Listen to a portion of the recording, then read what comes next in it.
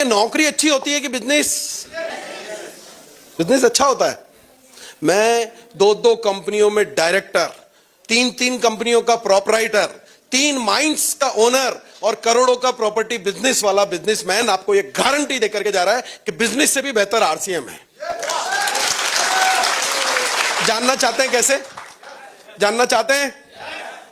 तो मैं देखो, बिजनेस से भी बेहतर आरसीएम ऐसा है कि मैंने आज के 20 साल पहले कपड़े का व्यापार शुरू करने के लिए 4 करोड़ रुपए लगा करके एक फैक्ट्री, 20 साल पहले 4 करोड़ लगा करके मैंने ये फैक्ट्री की शुरुआत की। अब फैक्ट्री ऐसे ही नहीं लग गई कि 4 करोड़ रुपए दिए इधर फैक्ट्री चालू। नहीं नहीं, ये कोई साबुन नहीं है कि पैसे दिए साबुनात में। मैंने सबसे पहले एक जमीन खरीदी। जब जमीन खरीदी तो वो जमीन खेती हरी जमीन थी, तो उसको इंडस्ट्रियल कन्वर्ट कराना पड़ा, ऑफिसों के चक्कर काटने पड़े। फिर जब इंडस्ट्रियल की परमिशन उस पर मिली तो एक बिल्डिंग बनाई गई। बिल्डिंग बनाने के बाद उसमें मशीनें विदेश से इंपोर्ट की गई। विदेश से लोग आए, उन्होंने मशीन को इंस्टॉल किया।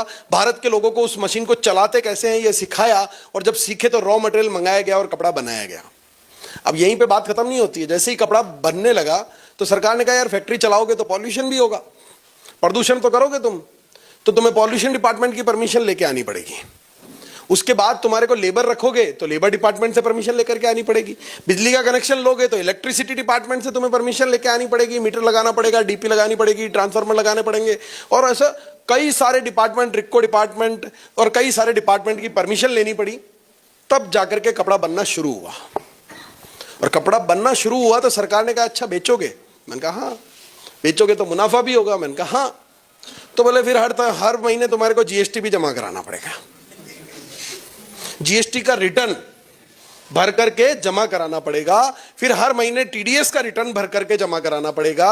फिर साल के अंत में इनकम टैक्स का रिटर्न भर के इनकम टैक्स जमा कराना पड़ेगा। इनकम टैक्स साल के अंत में भरोगे, पहले एडवांस टैक्स तुम्हें हर 3 महीने में जमा कराना पड़ेगा। और इतना सारा करने के बाद भी काम खत्म नहीं होता। स्टाफ रखना पड़ता है, तनख्वाह बांटनी पड़ती है, बिजली के बिल भरने पड़ते हैं, और फिर रंगदारी वाले आ जाते हैं, बोले हम कहां जाएंगे, हमारा भी तो है भैया। लेबर कहती है हमारी भी एक यूनियन है भैया। अड़ोस पड़ोस में कोई जगराता, कोई माताजी नवरात्रा, दुर्गा पूजा, गणेश पूजा, बोले चंदा चाहिए, वो भी आ जाते हैं। फिर पड़ोस वाला थाना भी आ जाता है, बोले भैया चाय पानी तो हम भी पीते हैं। साला इतना ताम झाम झमेला करने के बाद कपड़ा बनता है। फिर उसको उधार बेचते हैं। फिर उधार को मांगने के लिए जब वापस जाते हैं तो कई तरह के ताने सुनते हैं, ट्रांसपोर्टेशन होता है, सब कुछ होता है। इतना झमेला करने के बाद जितनी इनकम मैं कमाता हूं ना, कोई ऑफिस खोल रखा है आपने? सर कोई ऑफिस खोल रखा है, कोई स्टाफ रख रखा है, कोई डिपार्टमेंट की परमिशन लेनी पड़ती है, कोई एनओसी लेनी पड़ती है, आपको कोई लेबर रखनी पड़ती है, अकाउंट्स मेंटेन करने पड़ते हैं, हिसाब किताब रखना पड़ता है। कुछ नहीं करना पड़ता। बिना किसी तामझाम झमेले के मुझसे ज्यादा पैसा आरसीएम के टॉप सीनियर लीडर्स कमा रहे हैं यार। तो अभी देखो फैक्ट्री चल रही है। आप बता दो मुझे क्या करना चाहिए, अपना बिजनेस की आरसीएम? आप कह रहे हो इसलिए अब मैं आरसीएम ढंग से और करूंगा, है ना? आप कह रहे हो इसलिए। और ऐसा नहीं है, आरसीएम में एक और दिक्कत होती है कि यार मुझे एक ही चीज खटकती रही उन 3 सालों में कि आरसीएम के लोग कहते हैं हम कर रहे हैं नए भारत का निर्माण। क्या कहते हैं बाबूजी? नए भारत का निर्माण। मैंने कहा यार ये कैसे करोगे तुम लोग? मेरे जैसे बड़े बड़े इंडस्ट्रियलिस्ट जो लाखों करोड़ों का टैक्स भरते हैं, उनके टैक्स के पैसों से रोड बनता है, स्ट्रीट लाइट लगती है, कॉलेज खुलते हैं, स्कूल खुलते हैं, हॉस्पिटल बनते हैं, बांध बनते हैं, आपके घरों तक लाइटें पहुंचती है, पानी पहुंचता है। हमारे टैक्स के पैसों से होता है यार भारत का निर्माण। आरसीएम अकेला कैसे कर रहा है भारत का निर्माण? तो फिर बात जब समझ में आई तो मुझे लगा कि टैक्स पेयर करते हैं भारत का निर्माण। फिर एक तस्वीर मैंने देखी उन 3 सालों की रिसर्च के दौरान। तो वो जो तस्वीर नजर आई वो 2 भाइयों की तस्वीर थी। एक का नाम है समुद्रनाथ योगी, दूसरे का नाम है शंभुनाथ योगी। ये दोनों भाई आरसीएम की शुरुआत से पहले मेरे यहां ड्राइवर के तौर पर काम किया करते थे, और दोनों भाइयों की तनख्वाह थी 3,500 रुपए महीना।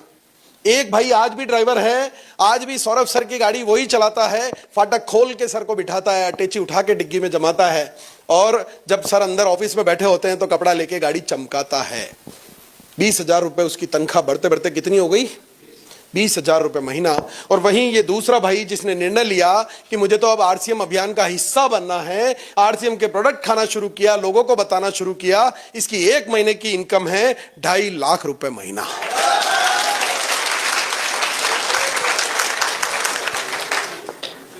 कितनी है जी? सोचो यार, ड्राइवर ही रह जाता तो 20,000 तो मिलता, फिर हमारे सामने कभी बैठने की हिम्मत नहीं करता। पर आज ये समुद्रनाथ योगी टीसी सर के साथ बैठ करके चाय पीने की हिम्मत रखता है। पैसे के साथ साथ ये सम्मान आरसीएम आपको दिलाता है। और केवल इतना ही नहीं, अब बताओ मुझे कि कौन करता है नए भारत का निर्माण? आरसीएम की मेरे जैसे टैक्स पेयर कैसे करता है आरसीएम? मैं आपको बताता हूं कि कुछ टैक्स पेयर्स के टैक्स चुकाने से भारत का निर्माण नहीं होगा, बल्कि आरसीएम जैसी शक्ति के साथ मिलकर के भारत के प्रत्येक नागरिक को इनकम टैक्स चुकाने वाला जब हम बना देंगे तो इस नए भारत का निर्माण होगा। और इन्वेस्टमेंट, कुछ पैसा लगता है जी आपका? 1 रुपए का इन्वेस्टमेंट नहीं लगता। पर मैं बिजनेसमैन आदमी, बढ़िया आदमी, मेरे दिमाग में एक टेंशन, साला भीख मांगने के लिए भी पहले एक चटाई और कटोरा खरीदना पड़ता है। खरीदना पड़ता है कि नहीं खरीदना पड़ता? तो ये बिना इन्वेस्टमेंट के लोग करोड़पति कैसे बन रहे हैं? साला भीख नहीं मांग सकता बिना इन्वेस्टमेंट के आदमी। पर मुझे समझ में आया कुछ तो इन्वेस्ट करना ही पड़ता होगा। मैं रिसर्च करता गया, 3 साल सोचता गया, और मेरे को समझ में आई कि आरसीएम में सक्सेसफुल होने के लिए धन इन्वेस्ट करने की नहीं, मन इन्वेस्ट करने की जरूरत होती है। और जिसने जितना मन लगा रखा है उसको उतना ही ज्यादा रिटर्न आ रहा है। आपका मन का इन्वेस्टमेंट देख लेना, जिसका मन का इन्वेस्टमेंट कम है उसको इनकम कम है। बात समझ में आ रही है जी? ये तस्वीर गौर से देखें आप। धन नहीं था इस व्यक्ति के पास लगाने को। मैं जिस एक फैक्ट्री का मालिक हूं, ऐसे ही भिलवाड़ा शहर में ये एक फैक्ट्री में कर्मचारी के तौर पर काम किया करते थे। 7-8 हजार रुपए महीना इनकी तनख्वाह हुआ करती थी। और धन नहीं था, मन था, मन लगा करके काम किया। तो आज उसी भिलवाड़ा शहर में जहां ये 7,500 हजार रुपए महीने की नौकरी किया करते थे, उसी शहर में ये रहते हैं 25 करोड़ के मकान में। आप में से किसने मुकेश कोठारी सर का बंगला देखा है? देखा है? मैं झूठ तो नहीं बोल रहा हूं। और जितने लोग भिलवाड़ा जाएं, इस बार मुकेश कोठारी जी का बंगला जरूर देख करके आएं। और जब इस बंगले के सामने खड़े हो तो अपने दिमाग में तस्वीर ये वाली याद रखना कि साला 7,000 रुपए महीने कमाने वाला व्यक्ति अगर ऐसा कर सकता है तो मैं भी